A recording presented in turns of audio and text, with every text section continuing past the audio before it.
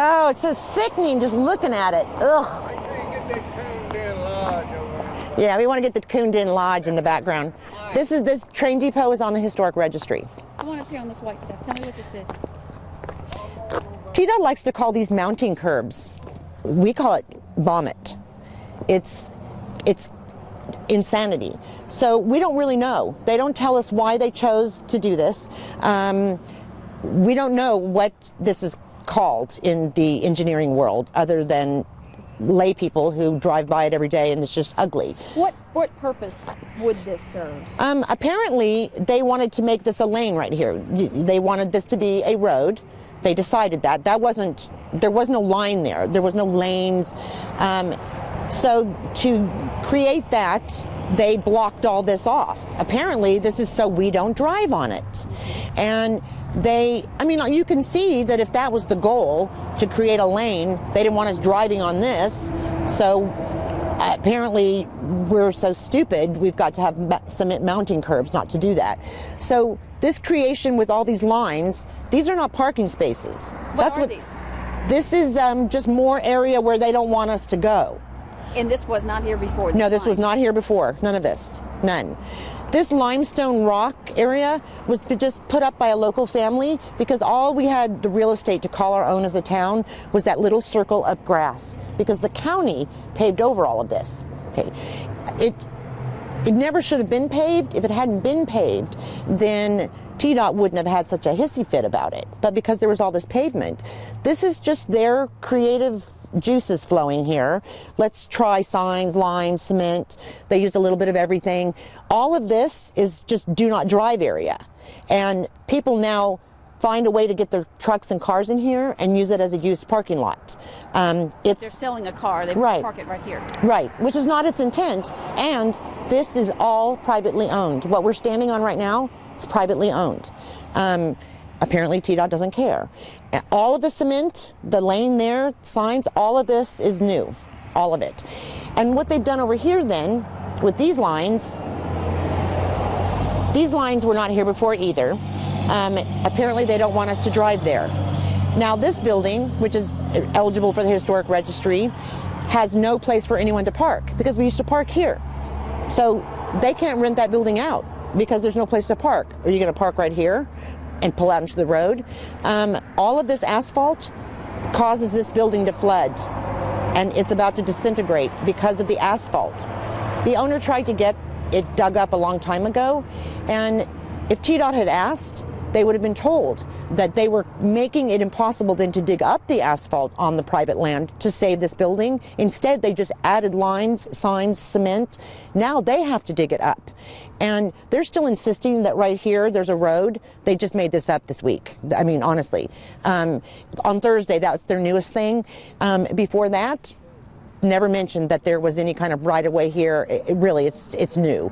But if... Go ahead. A building used to sit right here, a store. And when that store fell down, the landowner that owns all this other land purchased that. So a building sat right there. Now, how does a road right-of-way go through a store? Okay, there was a store. We have pictures. They say it didn't exist. Everybody here knows it existed. We saw it. We have pictures. They say it doesn't. And so this now they're saying is a right-of-way from 1934 that just materialized this week, and a store used to sit right there. So in 1934, did the road go through the building? No. It's that isn't the worst of our problems. It's flooding is causing this building to fall apart. But this is private land, so they are going to dig up all of this. Everything we're looking at, they're digging up. That seems like a waste of money. It is a waste of money because it would have taken one phone call to not spend it in the first place. One phone call to the county, and they would have found out that this is actually our town, that it wasn't an intersection. When you ask TDOT, the intersection of Highway 431 and what? They can't tell you. There's no road. There's no name. It's a sea of asphalt that we did not cause. And if they thought this had the potential for being really unsafe and they felt like they needed to spend this money, then they should have told the county that's what they thought. And go through the proper channels right, and but gotten a little no more intel before they exactly. Well, and they would have had to tell the county the truth that no accident has ever occurred here. So when you look at the amount of cement, the amount of lines, how much money they've spent, you have to remember, not a single accident has ever happened here. And this was federal funding for fatal, serious, and incapacitating accidents. Not a single one happened. Do you have a problem with that? I do have a problem with that. I do. Because I know they're doing it in other places. So this money isn't just going to waste here. Now, they may change their tactics with the next intersection, but it's the mentality underneath the waste of money that if you're not willing to make enemies everywhere, which is what I've had to do, you can't prove that they're doing it. And the moral of the story in Belfast, we hope, is, well... That person didn't even stop. I know.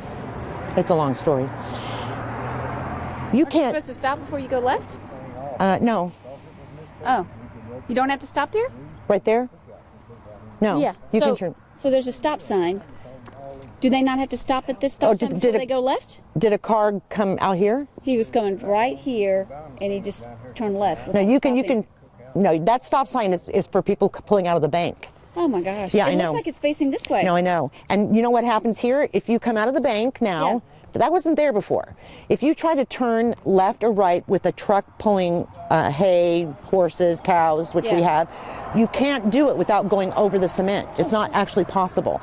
The same thing occurs behind you. You can't actually, unless you're driving like a Kia, you can't turn. They've made it so tight. Right. Well, so in a place where there are farmers, they didn't, I suppose their software doesn't say for farmers use this one. They just decided, they just have some generic program and it has nothing to do with actual function or usefulness, which makes it more unsafe.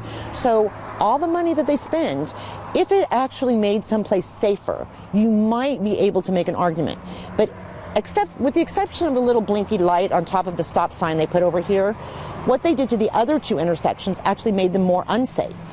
They had to come and dig up everything that they did across the road at Belfast Farmington Road because they put striping down and put conflicting directional signs that said stop, danger, one way, and then signs that said go straight ahead.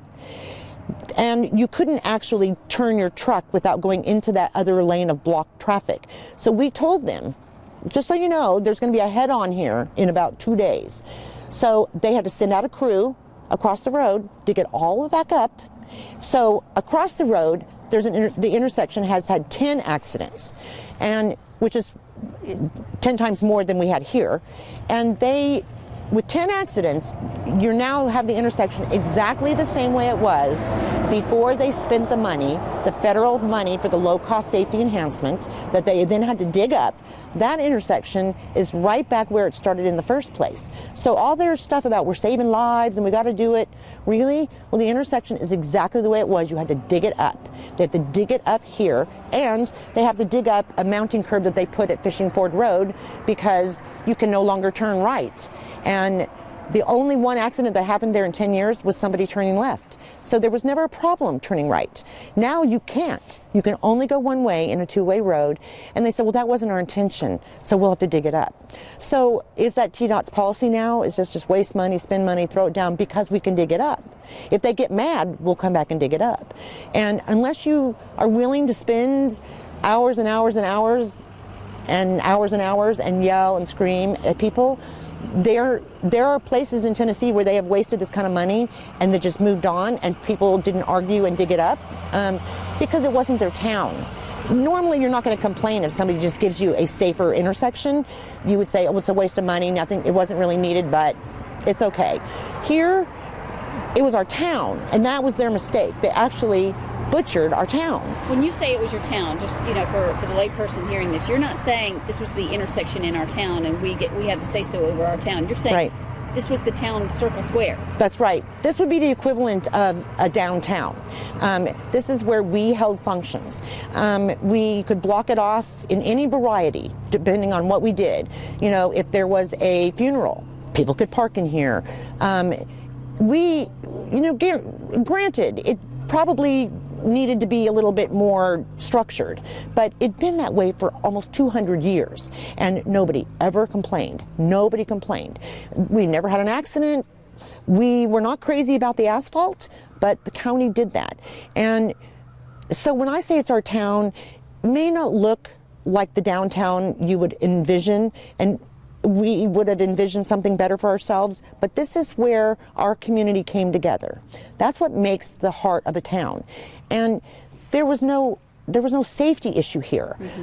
They thought maybe potentially there was, but that federal funding project wasn't designed for potential problems. It was designed to save lives. And they chose to come here, and when I asked them why they spent the money here rather than going to those intersections that had dire need, they said, well, we'll get to those. Nice. They never had the right to do it in the first place. I mean, it's private land, and they never contacted the county. So we never had a say in anything. And, you know, I think there's, you know, a lot of us have issues with a government agency taking over your life unnecessarily. And obviously, when I got the list of intersections that qualified for that federal funding, and I saw how many intersections had 40, 50, 60 in one intersection, and we had 10 in a 10-year period over 3 intersections, none of this can be justified when you know that people are crashing in other places in huge numbers. And the federal project, the language says that it's not just about numbers, it's about frequency of of crashes. It's also about the severity of the crashes. Funny. We have none of those. We didn't have numbers, we didn't have severity, we didn't have frequency, and it's really sad when I think about people that are in intersections crashing that could have been avoided with just the money they spent here. Think how many intersections they could have addressed. And how much do you think was spent here once they dig it all up? I mean, total? I think when it's all done and it's all dug up and they have to reseed and plant and trees, and at least $100,000, if not more, because they had to contract out, they had to have lawyers. I mean, I've sent them so many Open Records Act requests that, you know, that has to go through legal people. What would you do with $100,000? If you had $100,000 of your tax money back? I would build a community center. We have no place to meet. We have no place to gather. This was it. And even though it's outdoors, there was the opportunity for Mrs. Mason, who owns this land, to sell it so that we could build a community center or another store or an interpretive center for historic tourism. There's a lot of things that could have been done, but how do you do that? How does she sell this now? How does anybody build a building with this running through it? So all of our own sort of self-determination is taken away by what they did. So all the potential for economic development is tied to this mess. So, you know, I'm glad they're going to dig it up, because then maybe we can actually make something of it. We certainly couldn't do it with lines and cement on it. So there's the waste that they've done that you can calculate, and then there's the immeasurable damage that they've done. If it stayed this way, we really would not have had a community anymore, because it's divided everyone. You know, it's different. It's partitioned everything. It is. Yeah. It's not functional anymore.